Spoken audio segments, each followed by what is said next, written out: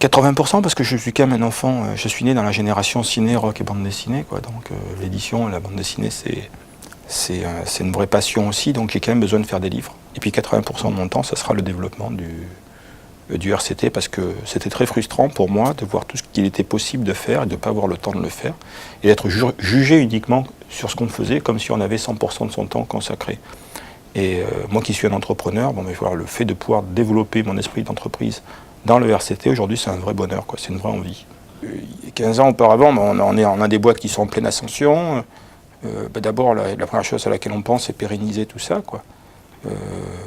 Ensuite est arrivée la bombe RCT, quoi. J'ai repris ce club au départ uniquement dans l'intention d'y passer un an ou deux, quoi, comme ça, parce que c'était pour moi une expérience de vie qui n'était pas programmée, donc moi je suis toujours attiré par ce qui n'est pas programmé, bien sûr.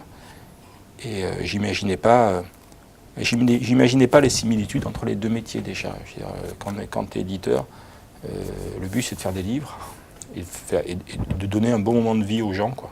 Et le stade c'est un peu pareil, on a l'impression d'envoyer du bonheur aux gens, que le stade c'est un véritable échappatoire, et que les gens, quand le RCT gagne, ils oublient un petit peu leurs soucis. Et moi j'ai été fasciné par ça. Voilà, je crois que dans les deux il y a une démarche altruiste. Et aujourd'hui l'accomplissement, je l'ai eu dans l'édition, j'ai envie de l'avoir dans le rugby, plus bien sûr la démarche entrepreneuriale. Je pense que quand on est président d'un club comme le RCT, on a un devoir par rapport aux successeurs, hein, qui viendront un jour, d'avoir développé le maximum le potentiel de ce club pour laisser le plus bel héritage possible, quoi. D'abord, ça va changer que physiquement, je ne serai plus ici, mais au RCT, et donc mes bureaux au RCT.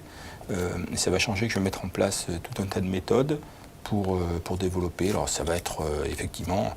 Ça va être bien cibler nos charges, mieux cibler nos produits, ça va être le développement de l'hôtel, le stade. C'est clair qu'on sait très bien que si dans 4-5 ans on n'a pas réglé ce problème de stade, le club il aura de gros soucis parce qu'on ne pourra pas éternellement vivre sur une économie avec des abonnements très hauts. Alors il y a des gens qui vous disent oui, mais regardez, vous avez 10 000 abonnés ou 15 000 places et vous faites le même chiffre que si vous aviez 25 000. C'est faux. Parce que si on baissait nos prix, on aurait 25 000 supporters. Mais ça veut dire aussi que les 15 000 qui achètent cher, ils auraient plus de pouvoir d'achat pour acheter du produit RCT, manger RCT, consommer RCT, et qu'il y en a 10 000 de plus qui viendraient se rajouter là-dessus. Donc sur tous les à côté, on aurait tout un potentiel de développement qu'on n'exploite pas aujourd'hui, parce que les gens, ils ont une grosse partie de leur budget qui est concentrée dans le prix de l'abonnement. Mais il est évident que si on veut que le club se développe, il faut entamer la procédure inverse. Il faut que le stade s'agrandisse, mais ce n'est pas le rôle de la ville. La ville n'a pas à tout supporter. Aujourd'hui, mon devoir en tant que président de club, c'est de venir aider la ville là-dessus, qui a hérité de ce problème.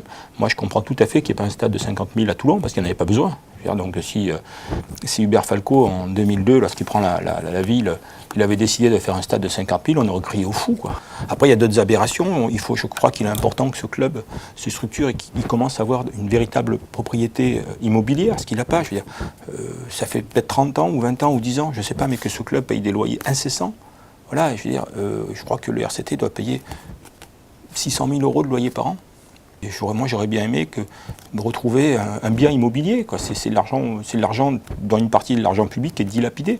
Aujourd'hui, le RCT doit avoir un projet immobilier pour héberger lui-même son centre de formation, pour héberger lui-même des joueurs, et créer à terme le fait que la propriété immobilière fait qu'il n'aura plus cette charge. Je ne pense pas, parce que c'est assez atypique ici.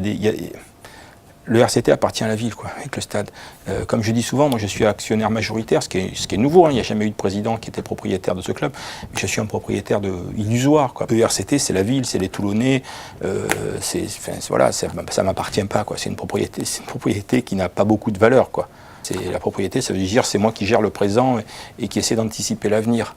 Mais et je crois que c'est propre à Toulon, quoi. C'est vraiment un club où chacun peut en revendiquer un petit bout de propriété, du joueur qui a mouillé le maillot, au supporter qui est ancré au stade depuis plusieurs générations. Ça appartient vraiment à tout le monde. Mes ambitions, c'est en faire un club référent, développer une économie propre RCT et propre rugby, essayer aussi d'apporter un peu ma patte au monde du rugby, parce que je pense qu'on peut bonifier énormément l'économie du rugby en France, quoi. Voilà, on est beaucoup de présidents qui devront comprendre que les problématiques sont communes, et que les solutions seront communes.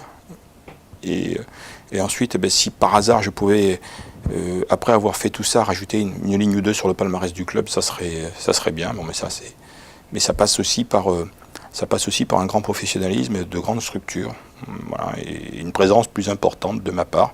C'est un choix que j'ai fait, moi j'en suis heureux, hein, je veux dire, j'ai pas de... Je suis toujours attiré par ce que j'ai à vivre et pas par ce que j'ai vécu, quoi, voilà. Je ne suis pas un nostalgique du passé, je suis plutôt un envieur de l'avenir.